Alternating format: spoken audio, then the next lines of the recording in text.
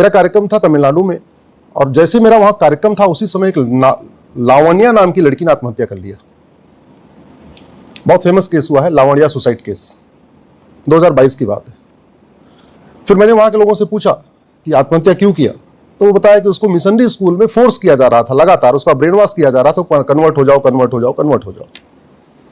फिर जब हम उस लावण्या की आत्महत्या का मैंने 5W एनालिसिस किया तो पता चला यहां बहुत बड़ी मात्रा में इस स्कूल को फॉरेन फंडिंग आ रही है, और फॉरेन फंडिंग इसीलिए आ रही है कि वो धर्मांतरण कराते रहें। जिस दिन वो धर्मांतरण कराना बंद कर देंगे उस दिन फंडिंग बंद हो जाएगी, इसलिए वो लगातार करते रहते हैं, वो करते रहते हैं। उनको हिसाब देना होता है, एक लिस्ट देनी होती है, हाँ इतने लोग को कराया, इतने लोग कराए, इतने लोग कराए, उसके हिसाब से उनको फंडिंग आती रहती है। तब मैंने इस FCRA को चैलेंज किया आके सुप्रीम कोर्ट में, क्योंकि पूर्वज कहते थे ना, रहेगा न रहेगा बांस न बजेगी बांसुरी। और आज जैसे हंगामा हो रहा है, लगभग यही हंगामा 2022 में सुप्रीम कोर्ट में हुआ। जैसे हमने लावण्या केस की CBI जांच की मांग किया, FCRA को चैलेंज किया, विदेशी फंडिंग रोकने की मांग किया, उसी समय सुप्रीम कोर्ट में एक साथ 18 पिटीशन आई हमारी पिटीशन के खिलाफ। उसमें भूतपूर्व कानून मंत्री, भूतपूर्व वित्त मंत्री, भूतपूर्व गृह मंत्री, भूतपूर्व विदेश मंत्री और सुप्रीम कोर्ट के करीब 10-12 सीनियर एडवोकेट्स खड़े हो गए, जी इनकी एलिगेशन है, ये है, वो है, इनकी पिटीशन डिसमिस की जाए। ये बैकग्राउंड मैं इसलिए बता रहा था कि जो कुछ इस देश में गड़बड़ हो रहा है वो सब पैसे से ही हो रहा है, बिना पैसे के कुछ भी नहीं हो रहा है। अगर देश विरोधी आंदोलन हो रहा है तो पैसे के लिए हो रहा है, सरकार विरोधी आंदोलन हो रहा है तो पैसे के लिए हो रहा है। आंदोलन एक धंधा हो चुका है, धर्मांतरण एक धंधा हो चुका है, लफ्ज़-ए-जिहाद एक धंधा हो चुका है, घुसपैठियों की मदद करना एक धंधा हो चुका है। ये सब अपने आप में प्रोफेशन है, और उस सब का अपना अलग अलग रेट है, किसी का 1 लाख है, किसी का 2 लाख है, किसी का 3 लाख है। पहले भारत में 2014 तक लगभग 50,000 करोड़ की फंडिंग आ रही थी विदेश से, भारत को बर्बाद करने के लिए, या सनातन को बर्बाद करने के लिए, या कहिए यहाँ की हमें अशांति फैलाने के लिए, सब मिला जुला के 50,000 करोड़ की फंडिंग थी, जिसमें लगभग 25,000 करोड़ की फंडिंग हवाला के जरिए थी और 25,000 करोड़ की फंडिंग FCRA के जरिए थी।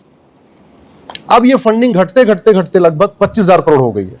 फंडिंग बंद नहीं हुई है, 25,000 करोड़ हो गई है। 2010 में कांग्रेस ने जो FCRA बनाया, नाम तो बड़ा प्यारा रखा है, फॉरेन कंट्रीब्यूशन रेगुलेशन एक्ट। नाम से ऐसे लगता है कि जो फॉरेन फंडिंग आ रही है उसको कंट्रोल करने के लिए बनाया, लेकिन एक्चुअली इसका उल्टा है। उन्होंने जो विदेशों से फंडिंग आ रही थी उसके पहले उसको वेल प्लान्ड लीगलाइज करने के लिए, वेल चैनलाइज करने के लिए कानून बनाया था, वेल प्लान। जैसे एक और भी कानून है ना, पूजा स्थल कानून, प्लेस ऑफ वर्शिप एक्ट, उसको हमने 2020 में चैलेंज किया था। तो नाम से बड़ा प्यारा लगता है, पूजा स्थल कानून, मतलब पूजा स्थल के यानी मंदिरों के हमारे भले के लिए बनाया गया। एक्चुअली जस्ट उसका उल्टा है, वो हमारे मंदिरों को हम वापस ले ना सके इसलिए बनाया गया। तो कांग्रेस ने जितने भी कानून बनाए, उन कानूनों के नाम और उनके काम ठीक उल्टा है। नाम बहुत प्यारा है, काम ठीक उसका उल्टा है। FCRA भी लगभग ऐसे ही है। बीच में भी सरकार ने FCRA को बदला। क्या बदला? कि अब आप किसी भी बैंक में खाता नहीं खोलेंगे, बल्कि आपको SBI में खोलना पड़ेगा। तो भी विरोध हुआ, लेकिन वो इतना विरोध नहीं था कि मामला JPC में चला जाए, यहां चला जाए, वहां चला जाए और संसद पूरी चलने ना दिया जाए। इस बार जो संसद ठप पड़ी हुई है उसका सबसे बड़ा कारण यह है, जो सरकार FCRA में एक क्लॉज लेके आई है कि आप पैसे लेके धर्मांतरण नहीं करा सकते, पहला। दूसरा, और अगर आप ये सिद्ध हुआ कि आपने पैसा लिया और आपने धर्मांतरण कराया, तो जहां धर्मांतरण होगा वो प्रीमाइस भी सीज की जा सकती है। मतलब आप एक हॉस्पिटल चला रहे और आप वहां धर्मांतरण करा रहे हैं, अगर आपका ये और आप पैसा भी ले रहे, तो अभी तक तो ये था कि भाई हॉस्पिटल में धर्मांतरण होता ही है, मिशनरी हॉस्पिटल में धर्मांतरण होता है, मिशनरी स्कूलों में धर्मांतरण होता है, कोई दिक्कत नहीं है। अब क्या हुआ, अगर ये हुआ कि आपके मिशनरी स्कूल में विदेश से फंडिंग आई और आपके स्कूल में कन्वर्जन हुआ, तो इतना अधिकार हो जाएगा शासन प्रशासन को कि आपके स्कूल में ताला लगा दिया जाए। अगर आपके हॉस्पिटल में धर्मांतरण हुआ और यह सिद्ध हुआ कि आपके हॉस्पिटल में पैसा आया है, आपने बाहर से पैसा लिया है FCRA के, तो सरकार के पास इतना अधिकार होगा। हालांकि उसमें बहुत सारी कंडीशन है, ऐसा नहीं होगा कि बस पैसा आया तुरंत ताला लग जाएगा, उसकी बड़ी कंडीशन है। और अभी तो चूंकि ये बिल है, लास्ट में फाइनल स्टेप क्या लेगा मुझे नहीं पता, क्योंकि अब JPC को मामला रेफर होने वाला है। तो अगर आपके हॉस्पिटल में धर्मांतरण हुआ और यह पाया गया कि आपके हॉस्पिटल में पैसा आया, तो हॉस्पिटल में भी ताला लगाया जा सकता है। मतलब जहां धर्मांतरण हुआ और फॉरेन फंडिंग आई वहां ताला लग सकता है। स्थान वो कुछ भी हो सकता है। स्थान वो चर्च भी हो सकता है, वो हॉस्पिटल हो सकता है, वो स्कूल हो सकता है, वो चंगाई सभा हो सकती है, वो कुछ भी हो सकता है। आपकी और भी रिलीजियस प्लेसेस और मजहबी स्थान जहां पे भी हुआ। इसलिए सारी समस्या है जो इतना हंगामा हो रहा है।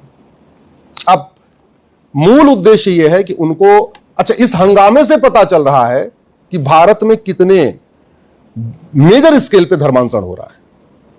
इस हंगामे से पता चल रहा है, हालांकि एफसीआर के नाम हंगामा नहीं हो रहा है, हंगामा किसी और नाम से हो रहा है, अलग अलग दूसरे इधर उधर दाएं बाएं मुद्दों से हो रहा है।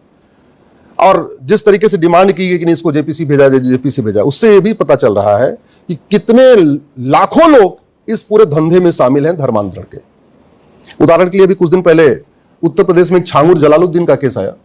छांगुर जलालुद्दीन का पूरा भारत के 800 जिलों में से 500 जिलों में उसका नेटवर्क है, 600 जिलों में उसका नेटवर्क है। उसके 5000 लोग अलग अलग जिलों में हैं। और उसका रेट था कि भाई ब्राह्मण और अग्रवाल, जैन, माहेश्वरी, मारवाड़ी, छत्री की लड़की होगी तो 15 लाख रुपए रेट है। अगर वो यादव, पटेल, मौर्य, कुशवाहा की बेटी होगी तो 10 लाख रेट है। और अगर वो दलित, पासवान, सरोज, हमारे जो सैनी भाई हैं, इनकी बेटी होगी तो 5 लाख रेट है। ये ऑन रिकॉर्ड है, ये यूपी एसटीएफ की जांच में पाया गया। रेट अलग अलग हैं। फिर पता चला उसको 100 करोड़ की फंडिंग आई एफसीआरए से। इसलिए मैं कई बार कहता हूं कि अब समय आ चुका है कि एक बार कम से कम 10 वर्ष के लिए इस विदेशी फंडिंग को कंप्लीटली रोक दिया जाए। क्या जरूरत है? अरे मैं देश की सेवा करना है, जनता की सेवा करना है, वास्तव में हमें भला करना है तो हम आपस में मांग लेंगे, एक दूसरे से मांग लेंगे।